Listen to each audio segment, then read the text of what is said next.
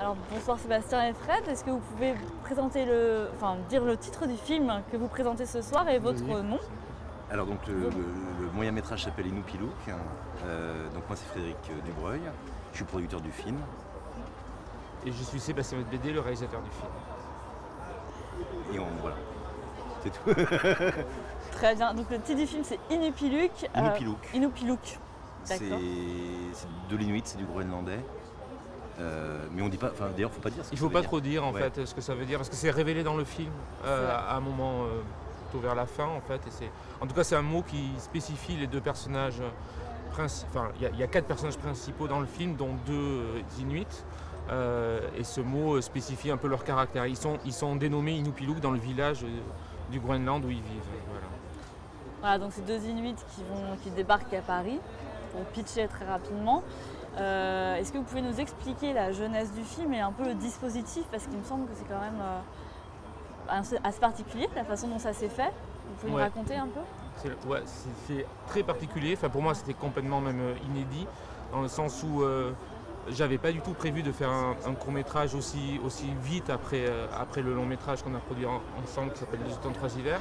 Et en fait ça a été une opportunité que Fred m'a proposé avec son frère.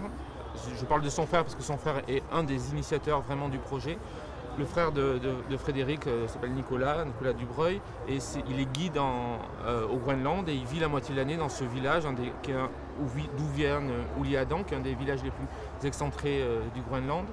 Et ça faisait des années qu'il avait envie de faire venir 2 amis chasseurs inuits de ce village-là en France pour une première fois en fait, la première fois qu'ils allaient quitter leur village. Il a réussi à trouver les financements pour ce voyage-là. Ça s'est décidé, je crois, en moins d'un mois. En fait, ce qui se passait, juste, je rebondis dessus, mais en fait, on avait 2 automnes, 3 hivers, donc le long métrage qui était en sélection à Cannes, avec la CIL. À ce moment-là, on a un distributeur, on décide à ce moment, au moment de Cannes, donc au mois de mai, que le film sort en fin d'année, le 25 décembre. Et puis c'est vrai qu'on, sur le coup, on se disait un petit peu ça, on se disait bon, on va attendre le 25 décembre que le film sorte, c'est bien, mais ça vaudrait pas le coup de faire quelque chose entre les deux. Et il se trouve que mon frère, j'étais au courant de son projet, de ramener ses 2 copains chasseurs d'ours, qui sortaient, comme dit Sébastien, pour la première fois du village, donc avec quand même cette possibilité finalement de fiction. Enfin, c'est quand même une histoire extraordinaire déjà à la base. C'est-à-dire qu'eux allaient poser pour la première fois de leur vie un regard complètement autre sur ce qu'ils connaissaient via Internet, mais qu'ils n'avaient jamais vu. Et ils arrivaient là, et donc c'est à ce moment-là qu'on propose à Sébastien d'écrire un scénario de fiction. Voilà, au début, concrètement, le frère de Frédéric m'a proposé de garder une trace de ce voyage-là. Donc la première idée était forcément documentaire, sauf que moi, j'avais jamais fait de documentaire, je me sentais pas légitime pour en faire et pas comme ça d'envie immédiate. Donc je lui ai dit, moi, ce que je veux bien faire, c'est faire de cette présence du réel comme ça très forte, créer une fiction en fait et mélanger donc cette vraie venue de ces chasseurs inuits à Paris, enfin en France plus exactement, et de la confronter à de la fiction. Et donc très vite m'est venue l'idée de demander à 2 comédiens, 2 vrais comédiens, de participer à l'aventure. Donc dans le film ce sont les 2 Thomas, c'est-à-dire 2 comédiens que j'ai baptisés Thomas dans le film et qui s'appellent réellement Thomas Blanchard et Thomas Simeka. Et on s'est vu, donc je vous disais tout à l'heure, ça s'est décidé très vite, le voyage en fait, c'est à peu près un mois. On savait qu'ils arrivaient un mois après, et j'avais rien écrit, rien prévu, on n'avait pas d'argent. Et on a écrit comme ça, j'ai écrit une trame narrative très minimale, en discutant pas mal avec eux, avec les 2 Thomas, sans avoir aucun contact forcément avec les Ouliadan, parce qu'il faut savoir qu'il parle pas anglais, il parle pas bien évidemment français, et on n'avait pas de facilité de contact via internet. Donc en fait ils sont arrivés et ils sont arrivés à l'aéroport, et une des premières scènes du film, c'est leur arrivée à l'aéroport. Donc à partir de là, c'est une scène que j'avais plus ou moins écrite, l'arrivée d'Olier et Adam, la réception à Paris par les 2 Thomas, et leur voyage comme ça. Et ce qu'il faut, après je vais terminer là, l'élément narratif qui était assez important, qui a été une espèce de piste pour moi d'écriture, ça a été quand j'ai demandé aux frères de Fred qu'est-ce qu'ils avaient envie de faire pendant ce séjour en France. Il m'a dit ils ont 3 envies, ils veulent ils veulent voir des animaux, parce qu'à part les ours et les phoques, ils n'ont jamais vu d'animaux. Ils veulent se baigner dans la mer, parce que pour eux, la mer, c'est l'endroit où on meurt, où on tombe et forcément, la mer étant glacée, voilà, c'est le lieu du danger. Et aller dans une forêt pour appréhender ce que qu'était l'horizontalité d'un arbre, la verticalité d'un arbre, pardon. Et voilà, parce qu'ils ont... Voilà, et donc c'était à partir de ces 3 éléments, j'ai constitué cette histoire et cette relation entre deux Parisiens trentenaires un peu perdus et ces deux Inuits, avec cette idée derrière la tête qui était d'inverser un peu la relation en me disant que les personnes les plus étranges allaient pas être forcément celles qu'on croit en fait. Oui, tout à fait. Mais alors ce qu'on se demande du coup, une fois qu'on sait ça, c'est comment ça a été perçu de la part de Oli et Adam. Est-ce qu'ils savaient vraiment dans quoi ils débarquaient? Non, ils avaient été quand même prévenus. Comment ils l'ont vécu? Mon frère Nico là, les avait quand même un peu indirectement prévenus de ce qu'on allait faire avec eux finalement, c'est-à-dire de jouer leur propre rôle. Après, bon, ça tu raconteras peut-être le tournage plus, mais je pense que ça a été une expérience assez dense pour eux en fait, à plus d'un titre, parce qu'ils avaient 13 jours je crois de voyage tout compris, ils avaient quand même beaucoup de choses à faire autres que le film, donc du coup ils n'ont pas arrêté en recevant plein la vue et puis avec un monde incroyable comme ils n'ont jamais vu en étant à Paris, même plus tard à Bordeaux.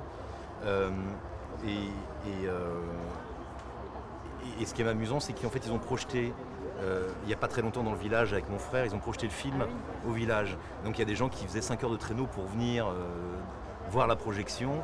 Et je pense qu'il y avait une énorme fierté de leur part de présenter le film à leurs concitoyens, et à ce public-là qui était là. La salle était blindée, donc on a quelques photos de ça.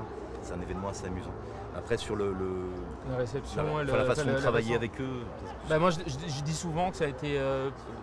ça a été un film très très dur pour moi dans le sens, pas concrètement dans la réalisation, parce que c'était un film très léger qu'on a fait à 4 en fait, donc donc je disais pas d'argent, donc on a lancé un appel sur internet pour avoir d'appels à dons, et on a fait ce film avec absolument peu d'argent. Après on a eu l'aide de la post-production, mais ce qui était le plus compliqué pour moi et le plus douloureux, même si c'est pas du tout ce qui transparaît dans le film, et au final c'est un film qui me remplit de joie et qui est un film absolument joyeux et qui je pense, c'est quelque chose de très important en fait, c'était de donner une image de ces deux personnes à la mesure de ce qu'ils sont, c'est-à-dire de très belles personnes.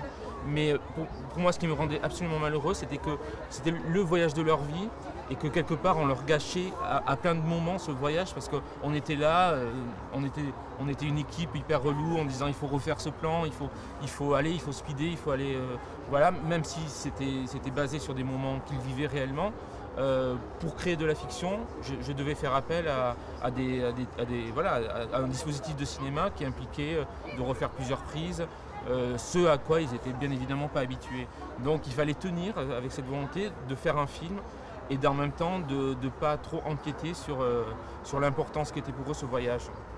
D'accord, ouais. Mais alors c'était écrit, il y avait des dialogues en ce qui concerne les Français, mais pour eux vous avez laissé la spontanéité Exactement. Du direct. Il y avait bien évidemment, j'aurais trouvé ça éthiquement impossible et dégueulasse. Il n'y avait aucun dialogue écrit pour eux quoi en fait. Mais c'est pour ça que j'ai beaucoup travaillé avec les deux Thomas au préalable, de se dire qu'est-ce qu'on peut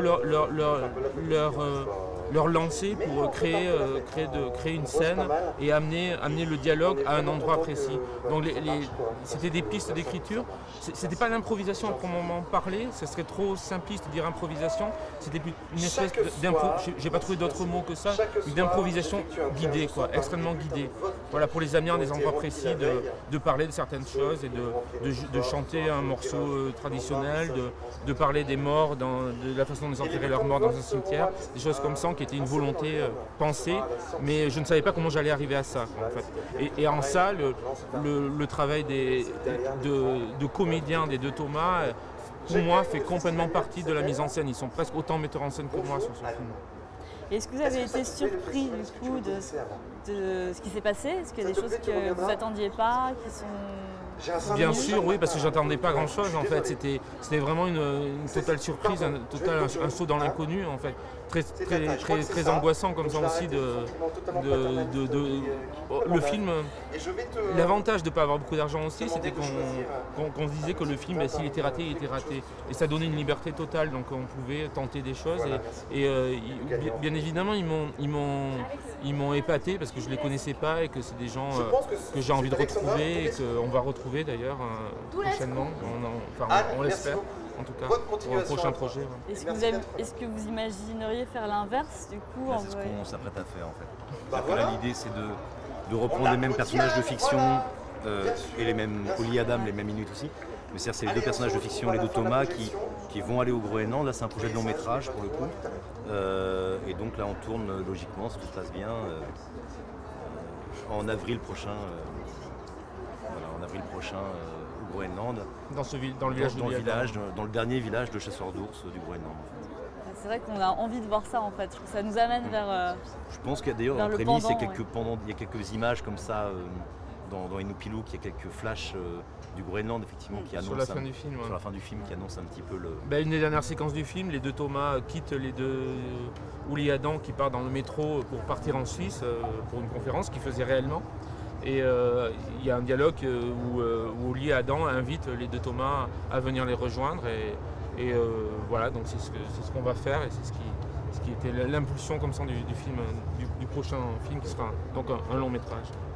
Et qui s'appellera a priori Voyage à Kullerschwak, qui est le nom du village, le Voyage à Kullerschwak. Voilà. On va terminer. Vous êtes content?